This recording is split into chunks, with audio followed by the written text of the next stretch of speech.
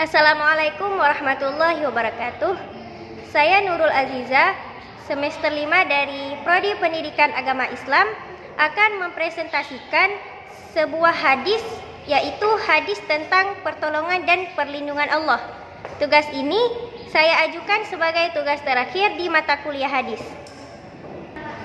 Hadis ini merupakan hadis yang diriwayatkan oleh Tirmizi, dan Tirmizi berkata bahwa hadis ini adalah hadis hasan yang sahih. Jadi isi kandungan dari hadis yang ke-19 ini, hadis pertolongan dan perlindungan Allah ini, yaitu yang pertama, kita harus menjaga Allah, maka Allah akan menjaga kita. Menjaga Allah di sini artinya yaitu menjaga aturan dan batasan yang telah dibuat oleh Allah Subhanahu wa taala. Menjaga Allah bisa kita ringkas menjadi 4 poin. Yang pertama, dengan menjalankan perintah-perintah Allah semampu kita. Yang kedua, meninggalkan semua larangannya. Dan yang ketiga, mempercayai berita yang disampaikannya. Kemudian yang terakhir yaitu beribadah kepadanya dengan tata cara yang telah Dia ajarkan. Di sini kita diperintahkan untuk menjaga aturan Allah Subhanahu wa taala. Ganjaran atau pahalanya adalah kita dijanjikan untuk bisa mendapatkan penjagaan dari Allah Subhanahu wa taala. Kita harus yakin ini, karena Allah tidak akan mengingkari janjinya. Kalau kita menjaga Allah, maka kita menjaga aturan-aturan Allah, maka pasti Allah akan menjaga kita. Bagaimana bentuknya? Bentuknya ada 2 macam. Yang pertama, penjagaan dalam urusan dunia. Yang kedua, penjagaan dalam urusan akhirat kita. Saya akan menjelaskan yang pertama, yaitu penjagaan dalam urusan dunia. Adapun penjagaan dalam urusan dunia, kita bisa berupa penjagaan secara fisik. Allah menjaga kita dari penyakit, menjaga kita dari wabah, menjaga kita dari berbagai gangguan, atau menjaga badan kita saat kita sudah tua renta. Disebutkan dalam beberapa riwayat bahwasanya Al-Qadhi Abu Tayyib At-Tabrani Asy-Syafi'i, beliau adalah di antara ulama Syafi'iyah pada abad ke-5 Hijriah. Di usia beliau yang sudah tua, beliau masih bisa melompat dengan gesit dan orang-orang takjub, tapi sekaligus juga mencela beliau. Sudah tua kok tapi masih bisa lompat seperti itu? Anggota tubuh ini dahulu kami menjaganya waktu kami masih muda, maka balasannya adalah Allah menjaganya untuk kami saat kami sudah tua. Ini adalah salah satu bukti penjagaan fisik yang Allah berikan kepada kita. Dan sebaliknya, kalau kita tidak menjaga Allah Subhanahu wa taala, tidak menghormati aturan-aturannya, maka kita tidak akan mendapat penjagaan seperti yang didapatkan oleh orang-orang salih seperti beliau. Maka disebutkan bahwa ada sebagian orang yang ketika tuanya meminta-minta, berkeliling kampung dengan mengemis, maka melihat hal itu ada sebagian salaf yang mengatakan atau mengomentari hal tersebut dengan mengatakan, orang ini dahulu di masa mudanya tidak menjaga Allah, maka Allah tidak akan menjaganya di masa tua.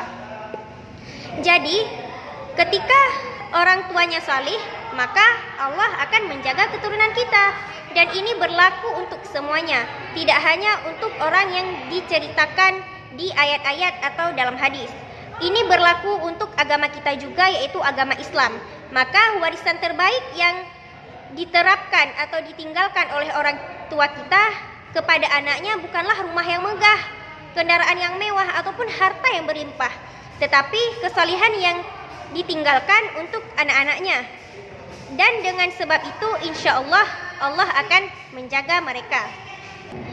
Kadang-kadang kita juga khawatir bagaimana kalau kita harus berpisah dengan anak-anak kita. Dan bisa jadi perpisahan itu terjadi saat mereka masih kecil. Maka kita khawatir. Kita tidak merasa aman dengan kondisi mereka saat kita tidak bersama mereka lagi. Kalau kita punya kekhawatiran seperti itu, inilah jawabannya.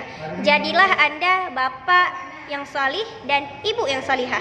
Maka kalau Anda bisa mewujudkan itu, Anda tidak perlu khawatir, karena insya Allah anak-anak dan keturunan kita nanti akan dijaga oleh Allah Subhanahu wa taala atas barokah kesalihan orang tua mereka. Yang kedua yaitu penjagaan dalam urusan akhirat.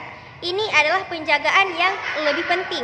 Ini adalah penjagaan yang hakiki, yaitu dalam bentuk Allah melindungi kita dari syubhat, pemikiran-pemikiran yang menyesatkan dan bid'ah yang sesat. Allah melindungi kita dari syahwat yang diharamkan oleh Allah Subhanahu wa taala. Kenikmatan-kenikmatan duniawi yang diharamkan seperti memakan riba, memakan makanan yang diharamkan Allah, meminum minuman yang diharamkan oleh Allah, berzina, minum khamar, berjudi dan semua yang ada kelezatan di sana. Tetapi dengan menjaga batasan-batasan Allah Subhanahu wa taala, maka Allah akan menjaga kita dari itu semua. Allah menjaga kita dari kekufuran. Allah memilih kita untuk menjadi orang mukmin dan muslim dan memberikan istiqamah kepada kita sehingga kita bisa meninggal di atas jalan ini. Ini adalah penjagaan yang luar biasa. Ini adalah penjagaan yang hakiki, penjagaan yang lebih penting daripada penjagaan pertama tadi.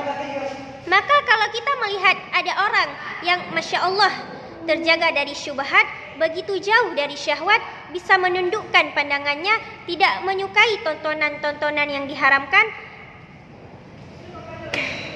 maka selayaknya kita harus iri dengan penjagaan yang hakiki tersebut. Jadi sekian dari isi kandungan hadis yang ke-19, yaitu hadis tentang pertolongan dan perlindungan Allah. Untuk itu saya akan menyimpulkan kesimpulan dari hadis ini. Yang pertama, barang siapa yang melindungi agama Allah, maka Allah akan bersamanya, memberi kemudahan, pertolongan, dan perlindungan terutama pada masa sulit. Yang kedua, barang siapa yang menjaga agama Allah pada saat usia muda, maka Allah akan menjaga di saat dia tua. Yang ketiga, hanya kepada Allah lah seorang mukmin mengharap pemberian, meminta pertolongan, dan meminta ampunan. Dan hanya kepadanya seorang mukmin sujud dan mengabdi. Yang keempat, manusia senantiasa membutuhkan bantuan, baik dalam perkara yang besar maupun dalam perkara yang kecil. Dan tidak ada yang mampu memberikan bantuan tersebut kecuali oleh Allah Subhanahu wa taala. Dan yang terakhir, setiap muslim berkewajiban melaksanakan apa yang diperintahkan dan meninggalkan apa yang dilarang. Senantiasa melakukan amar ma'ruf dan nahi mungkar. Sekian dari presentasi saya, lebih dan kurang saya mohon maaf. Saya Nurul Azizah, saya akhiri. Assalamualaikum warahmatullahi wabarakatuh.